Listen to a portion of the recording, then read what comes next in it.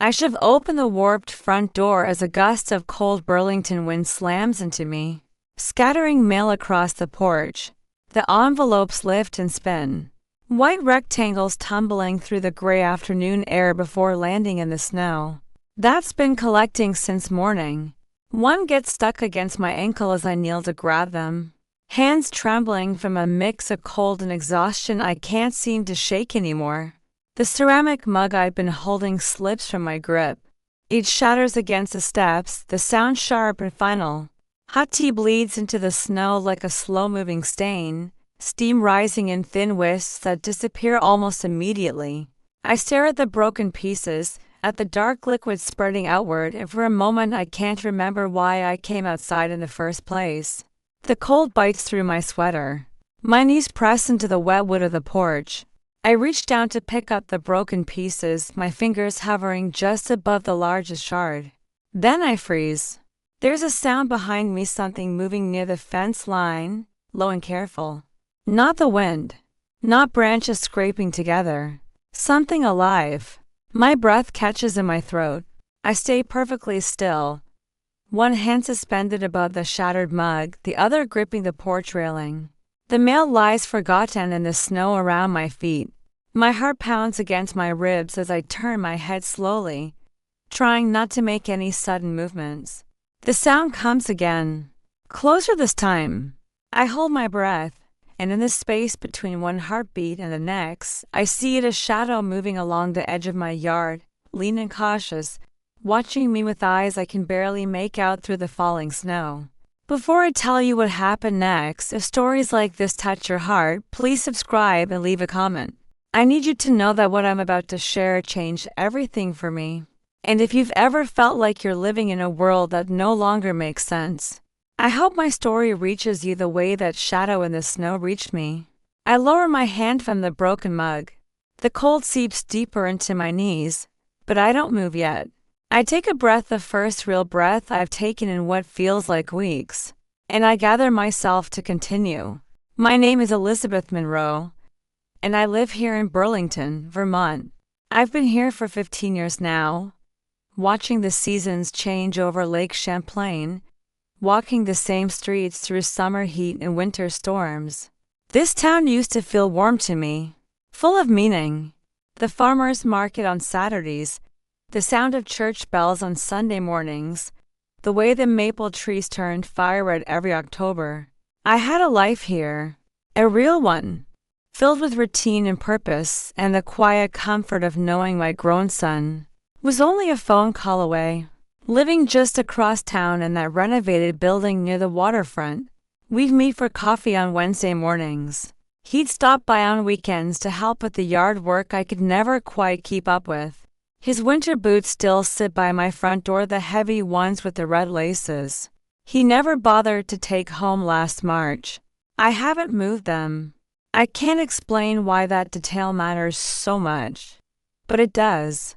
Every time I come through that door, I see those boots, and something inside me flinches. Not from pain exactly, though there's plenty of that. It's more like recognition. A reminder that the person who wore them isn't coming back to claim them. That the life I had, the one where I was someone's mother in the present tense, not just in memory, is gone. Burlington used to feel like home. Now it feels like a map of reminders I can't escape. Each corner holding some fragment of who I used to be before the phone call came. Before the hospital, before the funeral I can barely remember attending. The town hasn't changed, I have.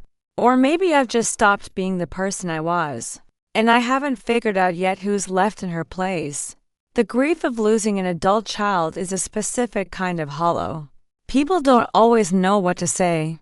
They offer condolences meant for elderly parents who've lived full lives, or they talk about the natural order of things, as if there's anything natural about burying your son when he was 32 years old and still figuring out his life.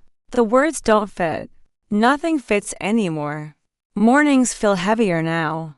I wake up and the first thought that comes isn't about coffee or what needs to be done that day. It's the awareness that he's gone. And that awareness sits on my chest like a weight I have to physically push aside just to sit up. Nights are worse. The silence in this house grows louder each day, filling rooms I used to walk through without thinking. Now I avoid them. I avoid the hallway where his graduation photo hangs. I avoid the kitchen table where we used to sit. I avoid mirrors because I don't recognize a woman looking back. I stopped answering most phone calls. Stopped going to the places we used to go. The coffee shop we loved closed last month, and I felt relieved I'd never have to walk past it again. I know that's not healthy. I know I should be doing something, seeing someone, talking to someone, joining some group where people sit in circles and share their pain like it's something that can be portioned out and made manageable. But I can't. I can't sit in a room and say the words out loud. I can't make his death into a story with a beginning, middle, and some kind of eventual acceptance. So I stay here, in this house, in this town that used to mean something.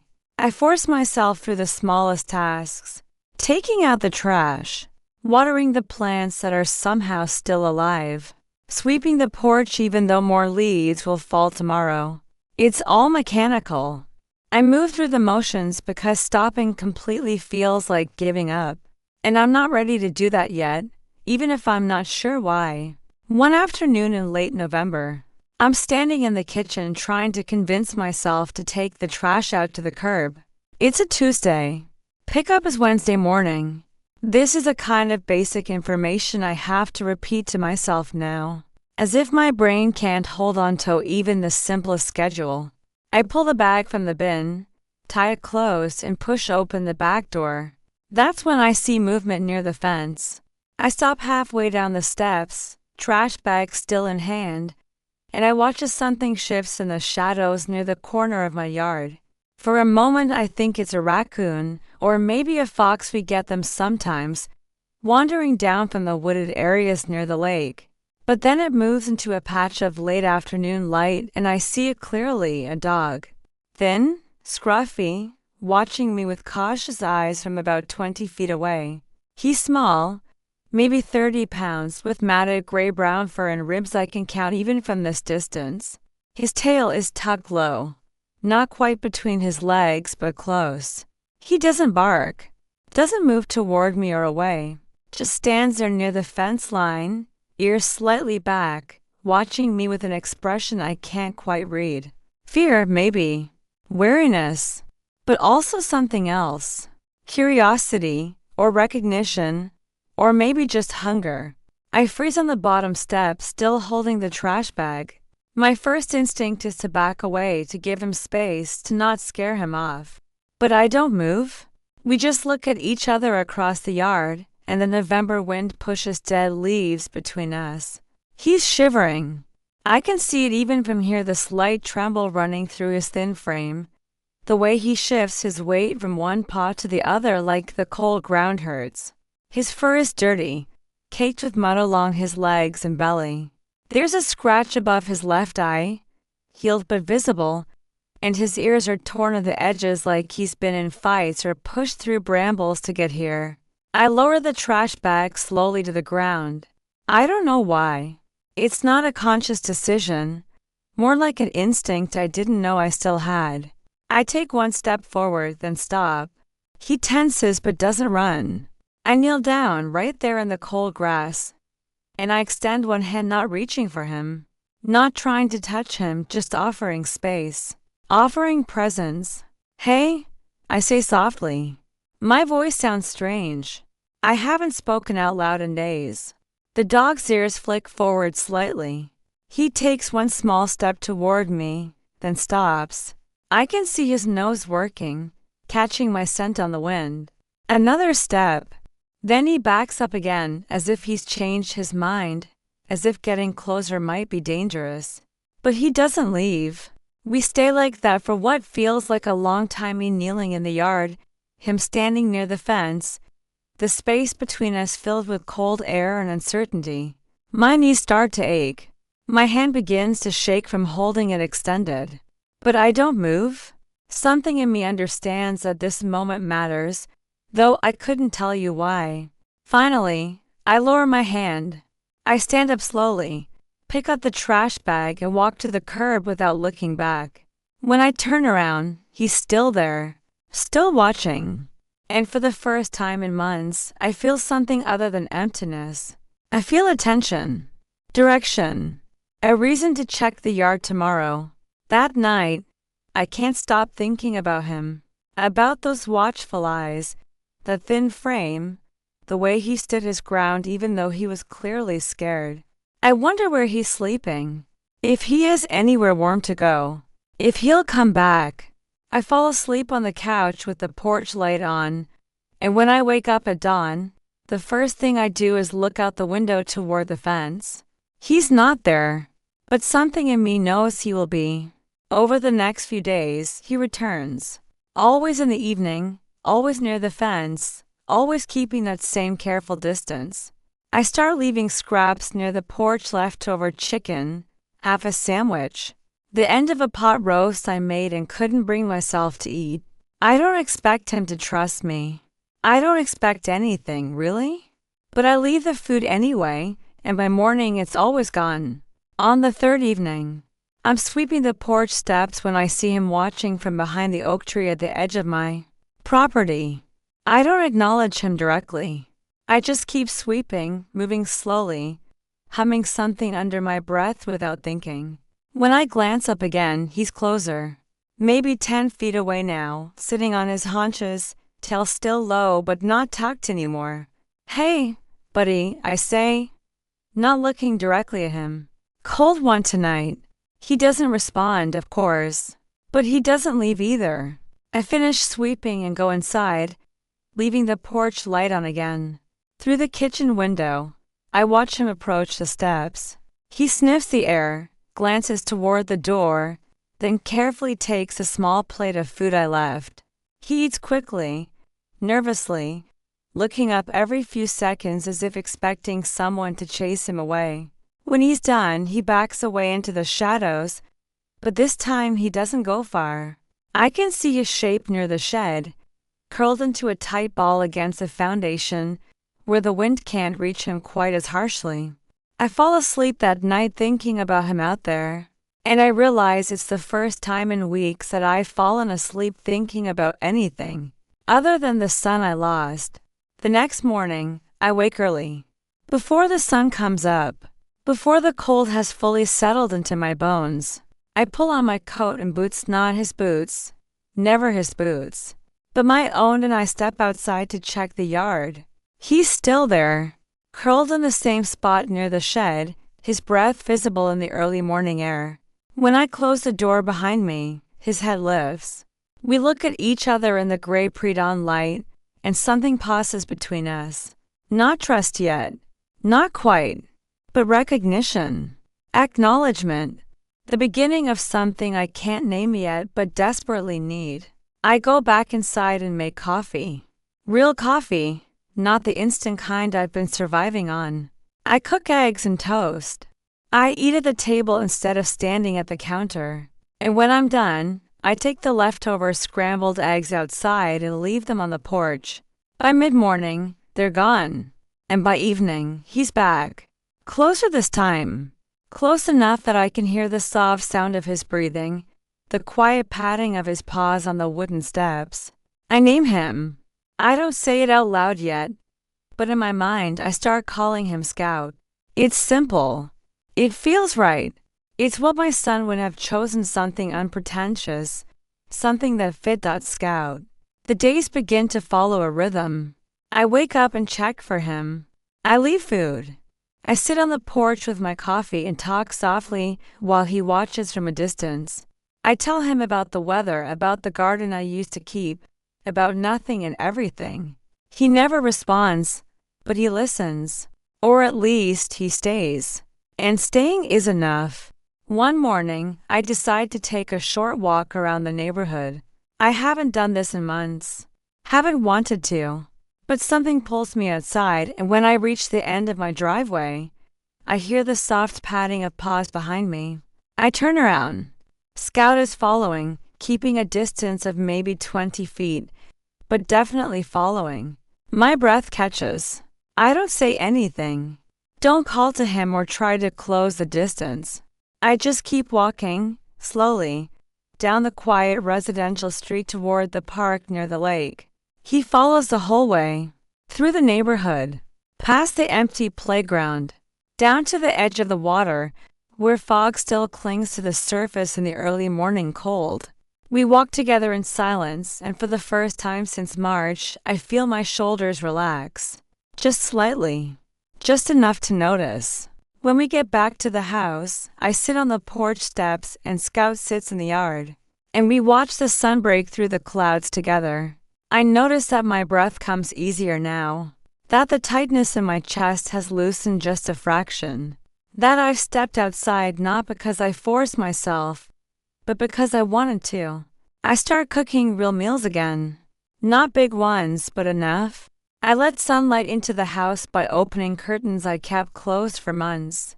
I sweep the floors. I water the plants. I do these things not out of obligation, but because Scout will be back in the evening and somehow that matters. The healing doesn't announce itself. It's not a moment of clarity or sudden revelation. It's the accumulation of small things.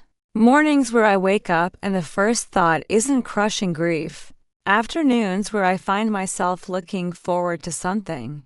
Evenings where I stand on the porch and watch Scout curled up nearby, and I feel not happiness exactly, but something adjacent to it. Something like peace. One night, I realize I've laughed. Just a quiet chuckle at the way Scout tilted his head when I asked if he wanted more dinner. But still, a laugh, a real one. And the guilt I expect to feel doesn't come. Instead, I feel something softer. Permission, maybe. Permission to continue living even though my son can't. The mornings grow colder. November slides into early December. The fog over Lake Champlain gets thicker, and the sunrise takes longer to burn through it. But I keep walking. Scout keeps following. And somewhere in those quiet mornings, in those simple routines, I begin to feel like a person again. Not the person I was before. That woman is gone. But someone new. Someone who can exist in the present tense without being crushed by the past. The storm comes on a Tuesday night. I'm sitting in the living room when the first crack of thunder shakes the windows hard enough to rattle the frames. The lights flicker. The wind picks up, howling through the eaves and pushing branches against the side of the house with a sound like scratching fingers. Rain comes next hard, driving rain that turns to sleet within minutes. I think of Scout immediately. I haven't seen him since early afternoon, and he's never stayed away this late. I go to the window and press my face against the glass, trying to see through the darkness and the sleet. But there's nothing. Just storm. Just wind. Just the violent sound of weather that doesn't care what it destroys. I pace the living room. I make tea I don't drink. I try to sit down and can't. The storm intensifies. Thunder rolls overhead in waves, each one deeper and longer than the last. The house creaks. The power flickers again but stays on. And all I can think about is that small, thin dog somewhere out there in the cold with no shelter and no one looking for him except me. At some point I'm not sure when I pull on my coat and go to the front door. I don't know what I'm planning to do. Go outside and look for him? Call into the storm like he'll somehow hear me over the wind? But I need to do something. I need to try. I open the door, and there he is. Scout is huddled on the porch, pressed against the wall beside the door, shivering so hard his whole body shakes. His fur is soaked through. His eyes are wide. He looks up at me with an expression I've never seen on him before, not fear exactly, but something closer to desperation. To surrender. I don't think. I just kneel down. Oh, buddy, I whisper, and I reach for the blanket I keep draped over the porch chair. I wrap it around him carefully, and he doesn't pull away.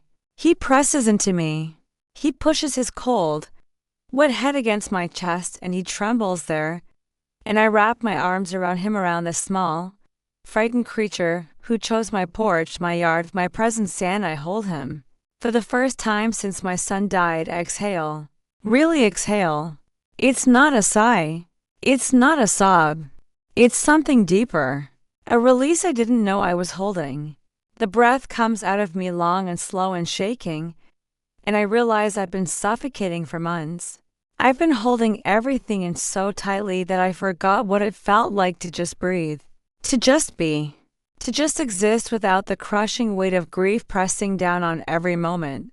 Tears fall, not from despair, not from fresh pain, but from the shock of feeling something other than emptiness, from the realization that I'm still here, that I'm still capable of caring about something, that this small, broken creature in my arms has given me a reason to open my door, to check the yard, to keep moving forward even when I didn't think I could.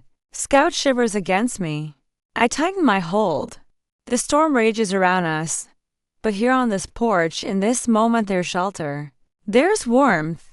There's the beginning of something I thought I'd lost forever. I carry him inside. He doesn't resist. I dry him off with towels, slowly and carefully, talking to him the whole time in a voice that sounds more like my own than it has in months. I make a bed for him near the radiator with blankets and an old pillow, and he curls into it with a sigh so human it breaks my heart all over again. But this time, the breaking feels different, like something that needed to crack open so something new could grow. I sit on the floor beside him until his shivering stops, until his breathing evens out, until he falls asleep with one paw stretched toward me, as if he needs to know I'm still there. And I am. I'm still here. 3 days later, we walk together along the edge of Lake Champlain at sunrise. The storm has passed. The air is clear and cold and so crisp it hurts to breathe too deeply.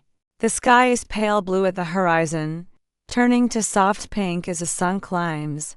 The lake is calm, almost glassy, reflecting the light in long, shimmering bands. Scout walks beside me now, not behind, not at a distance, right beside me, close enough that I can reach down and rest my hand on his head if I want to. He doesn't wear a collar yet. I haven't taken that step, haven't made it official, but he doesn't need one. He stays near. He's chosen to. We reach the spot where the walking path curves away from the water, and I stop. I don't know why. Just instinct, maybe, or the need to witness this moment, this morning, this light, this quiet peace I didn't think I'd ever feel again. Scout nudges my hand with his nose. It's gentle, persistent, like he's reminding me he's here, like he's telling me to stay present, to not drift back into the grief that's always waiting at the edges. I look down at him, and I realize something that takes my breath away. I'm standing. Not just physically, though that's part of it. I'm standing on ground I thought I'd never walk again.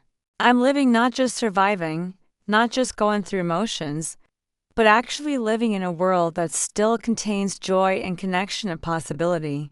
Burlington feels different now. Not healed. Healing isn't something you complete. It's something you carry. But the town feels possible again.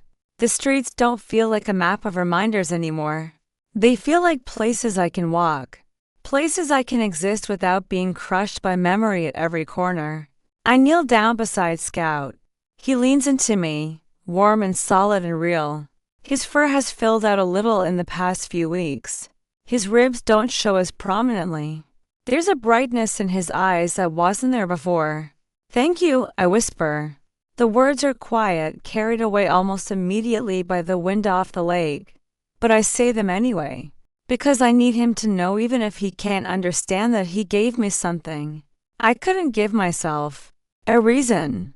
A purpose. A way back.